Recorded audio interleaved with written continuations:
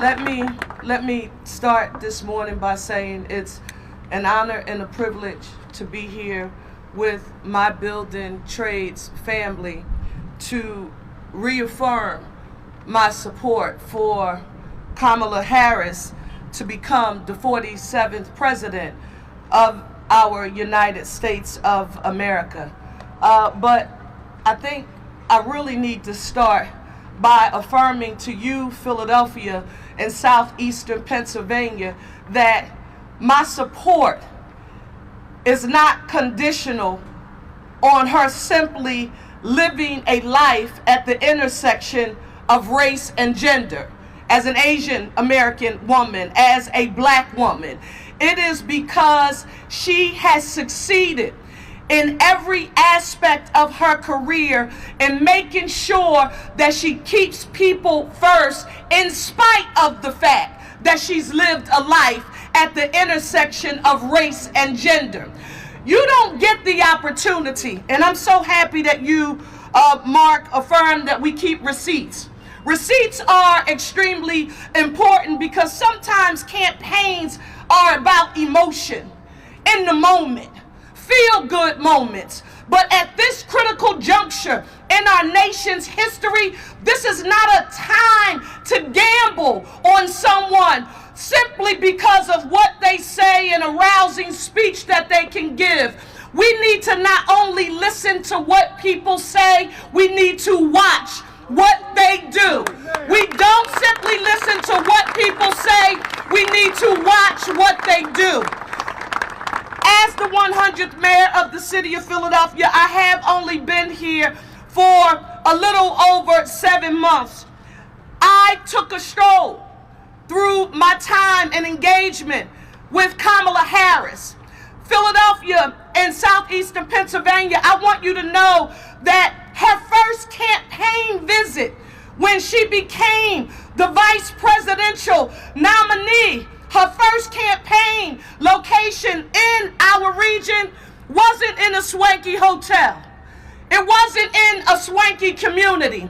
She came to a neighborhood in the city of Philadelphia to come firsthand where people are struggling every day, who need to make government work for them in a very tangible way.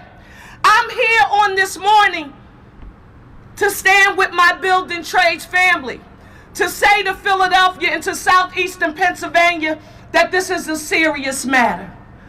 For those of you who know the challenges that we are facing when it comes to an aging infrastructure, when it comes to public safety, when it comes to the need to clean and green our city, I'm your mayor, and I'm telling you that I can't do it without a partner in the White House who understands that Philadelphia needs their intergovernmental support and cooperation in order to make things happen. So this is not merely an emotional moment or a time for feel-good speeches. This is about being able to quantify the over almost $500 million that the Biden-Harris administration has delivered for the city of Philadelphia. $638 million to be exact. Let me hear you all say $638 million. $638 million.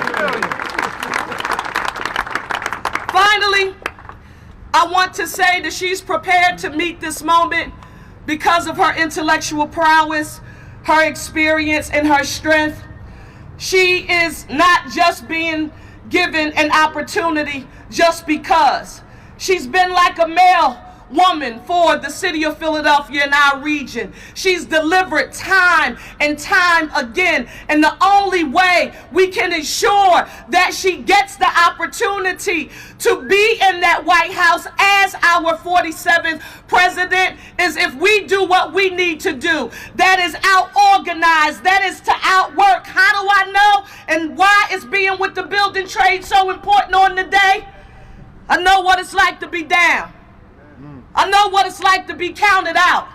I know what it's like when people say that that is not where you belong. And there are a whole lot of people in our nation right now who are counting on us and others to say Kamala Harris doesn't deserve and shouldn't be the 47th president of the United States. But Wayne Miller, you were right. I know what happens when the building trades say that we're going to be intentional about making an investment. She's a boss. She's going to continue delivering for Philadelphia and southeastern Pennsylvania. But what I know as mayor is that you can't do anything alone. She needs a partner. And I can't think of a better partner to be her vice president than our Governor Josh Shapiro. Now, it is true for the record that the selection of a vice president is a deeply personal privilege of our presidential nominee. But I'm telling you, if you want to win Pennsylvania, there is no other candidate in this nation positioned to help us win the White House than our Governor Josh Shapiro. Philadelphia, everybody here, put your ones in the air. Somebody's watching somewhere saying, how are they going to do it? Is Philly alone? Is Buckchester or Delaware County alone? On today, let's let them know that we are one Philly, one Philly, one county, and one region united, and ultimately a nation united. Pennsylvania, Philadelphia, and southeastern Pennsylvania will deliver Kamala Harris as the 47th president of the United States of America. And if they take our advice, Josh Shapiro will be our vice president. Thank you.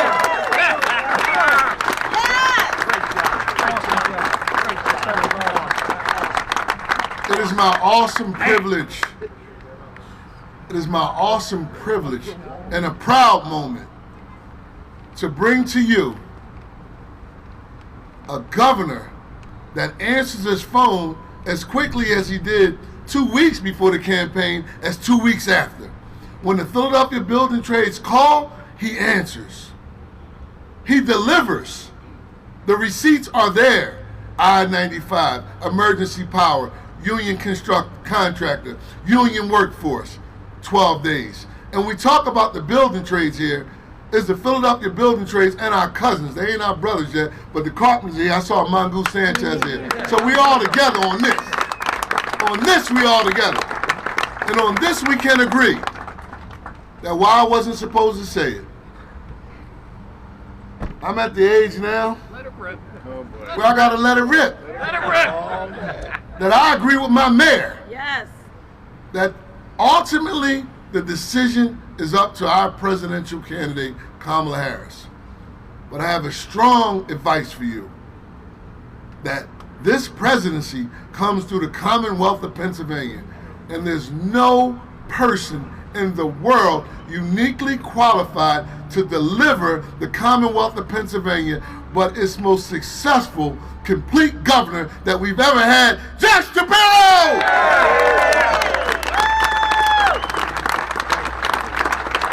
What's up, Philly?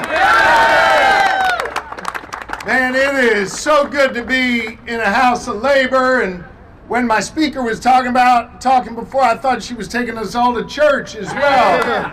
That's a hell of a combination. Let me begin by talking about our 100th mayor. Herself a history maker. Yes.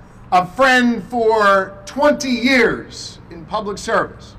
Someone who is indeed walking the walk, making our city safer, making sure our city is cleaner.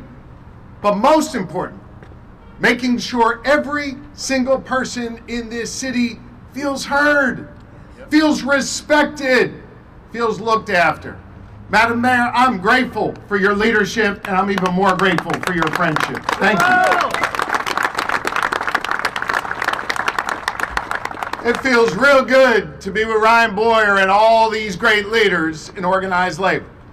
I have seen the power of this organization, the power to put people to work, the power to put food on the table for families who are looking out for their children, the power to be able to think about a tomorrow that includes all of you in the progress of this nation, the power to rebuild a road in just 12 days, and the power to see to it that our nation moves forward in this election with Kamala Harris as the next president of the United States.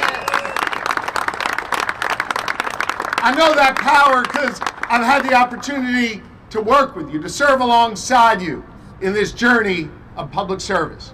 This has been a partnership to put people to work. Today in Pennsylvania, we just graduated more than 7,000 apprentices for the first time ever in the Commonwealth of Pennsylvania. For the first time ever, we've got a legal directive signed by the governor of this Commonwealth to say that public works projects should be PLA driven in the Commonwealth of Pennsylvania.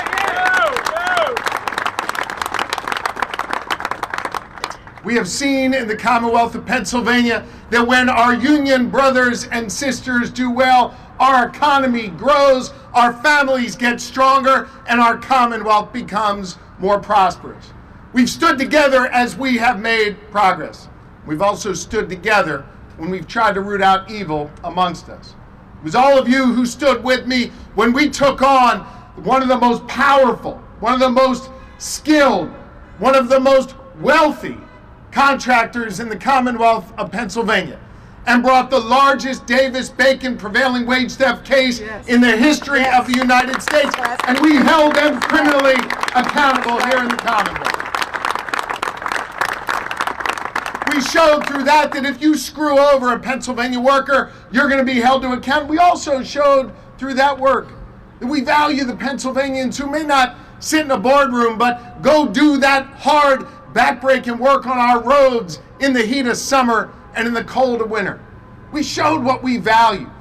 We showed that every single day, what you preach in your union halls is what we live in the halls of government. And that is standing up for the rights of workers, standing up for the people who are making us more prosperous. You know who else has done that work throughout her lifetime? Yeah. Who's dedicated herself to doing that work? Another friend of mine over the last 20 years, the Vice President of the United States, Kamala Harris. Yeah. She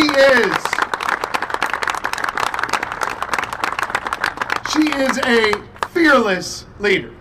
She has always put people before the powerful, whether in a courtroom, in the halls of power, or in the office of the Vice President.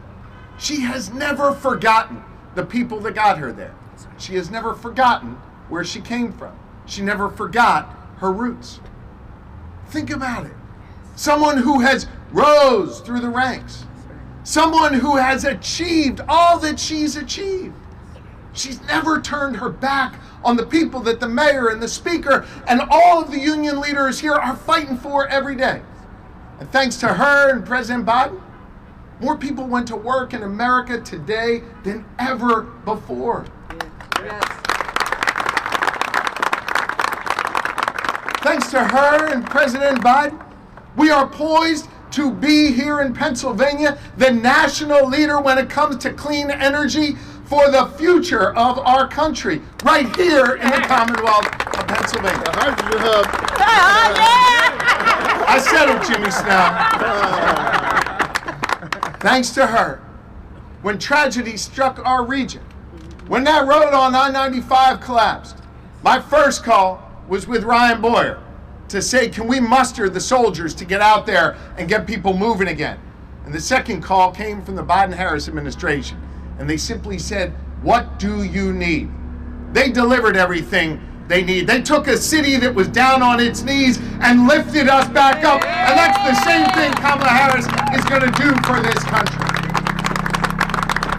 Now, gang, you could not have a clear contrast in this race. You could not have a clear contrast between Kamala Harris and Donald Trump. And let me tell you something. He's pretty afraid. Y'all see, he's backing out of the debate now. He's afraid to stand toe-to-toe with our vice president. And you know why that is? It's not just because she's a skilled debater. It's not just because she's got the right positions on the issues that matter most to the good people of Pennsylvania and this country. It's because he can't run away from his record any longer. Yeah. Think about it. 4 years as president.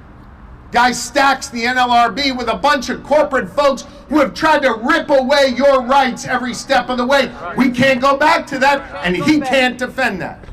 Think about this.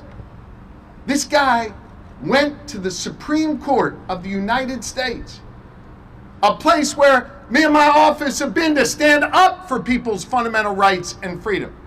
A place where Kamala Harris, as Attorney General in California, went to stand up to expand the freedoms for the good people of this nation.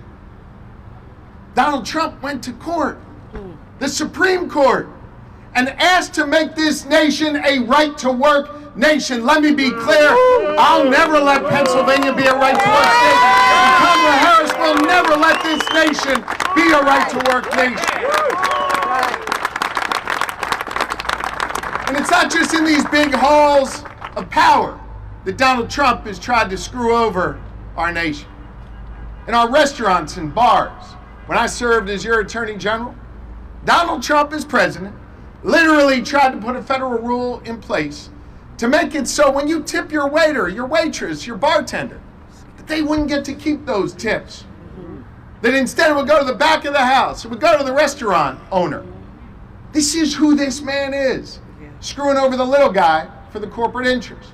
The good news is we went to court, we beat him, and our waiters and our waitresses, our bartenders, they were protected. You see,